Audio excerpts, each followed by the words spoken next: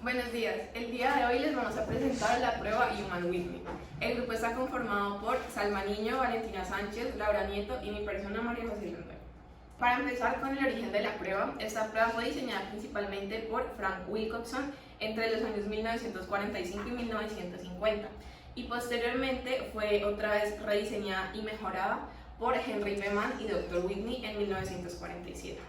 Originalmente fue diseñada para probar la hipótesis nula y esta se interpreta con el valor evidencia a favor o en contra de la igualdad de las medianas de ambos grupos. Por otro lado, esta prueba es utilizada principalmente cuando se desea conocer y comparar el valor de dos grupos o dos muestras independientes. Estas dos grupos o dos muestras han sido medidas con una variable cuantitativa continua que no tiene una distribución normal o cuando son medidas con una variable cuantitativa discreta. Ahora vamos a seguir con la utilidad de esta prueba en el campo de la psicología. Bueno, su utilidad en este campo es cuando se quiere determinar diferencias significativas entre dos grupos o entre dos muestras. Y es en los casos de que los datos no cumplan con los supuestos de normalidad o que las variables sean medias con variables ordinales. Algunos ejemplos en los que se puede usar esta prueba es primero en la comparación de grupos de tratamiento, o sea, cuando se quiere comparar qué efectos tienen las intervenciones entre dos tipos de grupo, estudios de diferencias de género, cuando se quiere comparar entre hombres y mujeres cómo afecta cierta prueba que se esté midiendo o la intervención que se esté haciendo, cuando ya se especifica entre diferencia de géneros. En la investigación en psicometría, cuando se quiere comparar puntajes obtenidos entre dos pruebas, entre dos muestras, o en estudios de comportamiento para comparar la respuesta de diferentes grupos a ciertos estímulos o intervenciones. Siguiendo con el planteamiento de la hipótesis nula e hipótesis alternativa, es muy importante tener en cuenta que siempre se tiene que tomar la mediana para plantear tanto la hipótesis nula como la alternativa. Para la hipótesis nula se nos dice que en la población la suma de las clasificaciones de los dos grupos no difiere, es decir, que se plantea una igualdad en los datos que se nos están dando de ambos grupos. Y por el contrario, la hipótesis alternativa se plantea que la suma de las clasificaciones difiere en los dos grupos, es decir, siempre se va a plantear una desigualdad. Bueno, ahora, ¿cómo se obtiene el valor crítico? Para el valor crítico se nos dan estas tablas y ¿qué hay que buscar en estas tablas? Primero que todo, tenemos que ubicar el nivel de significancia que se nos da. Entonces, el nivel de significancia va a estar en esta columna. Cuando ya hemos ubicado el nivel de significancia que queremos encontrar, tenemos que tener en cuenta la muestra de ambos grupos. Entonces, para el grupo 1 nos vamos a ubicar con esta fila de acá arriba y para el grupo 2 con la fila de acá al lado. Una vez encontramos la muestra, es decir, por ejemplo, se nos da una muestra del grupo 1 de 15 personas, entonces tenemos que tener en cuenta esta columna y si el grupo 2 la muestra es de 13 personas, tenemos en cuenta esta fila. Y tenemos que buscar la intersección de ambos valores y este sería nuestro valor crítico. Bueno chicos, ahora vamos a hacer un ejercicio para que entiendan todos los conceptos mucho mejor. Primero nos plantean que un psicólogo está investigando si hay diferencias en los niveles de ansiedad de dos grupos. Sabemos que siempre trabajamos con dos grupos de pacientes antes de recibir un tratamiento, ¿cierto? El primer grupo consiste en pacientes que han practicado técnicas de relajación durante un mes antes de la prueba. Y el segundo grupo son pacientes que no han practicado ninguna técnica de relajación.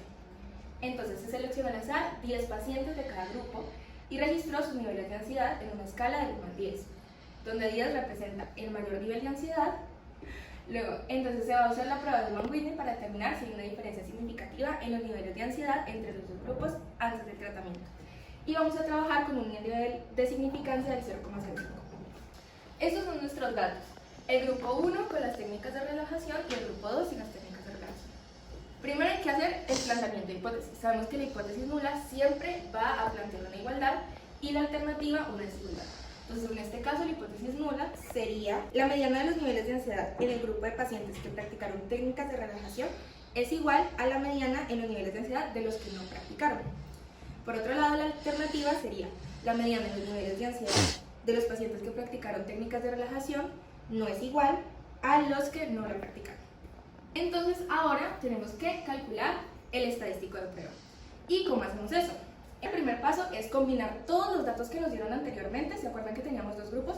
Los vamos a combinar todos y los vamos a ordenar de menor a mayor. Ahora se hace una asignación de rangos. ¿Cómo así? Vamos a poner, digamos, acá tenemos todos los datos de menor a mayor y tenemos la posición, ¿cierto? Estos serían los rangos.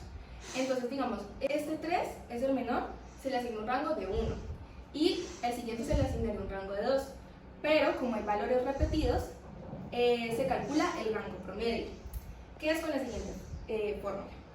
Entonces, es la suma de los rangos posibles más bajos y más altos sobre el número de valores empatados.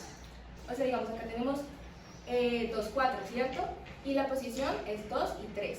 Entonces acá se suma 2 y 3 y abajo el número de datos. Entonces divido 2. Ahora vamos a hacer la sumatoria de rangos de cada grupo. Es decir, se suman los rangos obtenidos por el grupo A y por el grupo B. Es decir, aquí ya los separamos y los sumamos individualmente. Ahora vamos a calcular la U para cada grupo. Esta es nuestra fórmula para calcular la U. N1 viene siendo el tamaño del grupo 1, N2 el tamaño del grupo 2, R1 la suma de rangos del grupo 1 y R2 la suma de rangos del grupo 2, que es lo que ya teníamos antes. Ya lo acomodamos en la fórmula. Tenemos que tomar el valor de U más pequeño y este será nuestro estadístico de prueba. Nuestro estadístico de prueba es UC, así se simboliza, o sea, U calculado. En este caso, el U más chiquito es este es como el resultado, y por lo tanto, pues el U calculado pues es ese. Y luego comparamos con el valor crítico, UA. Bueno chicos, aquí les dejamos un ejercicio para que practiquen, la idea es que ustedes lo hagan. Ahí ya está la solución, está paso por paso, y pues sí.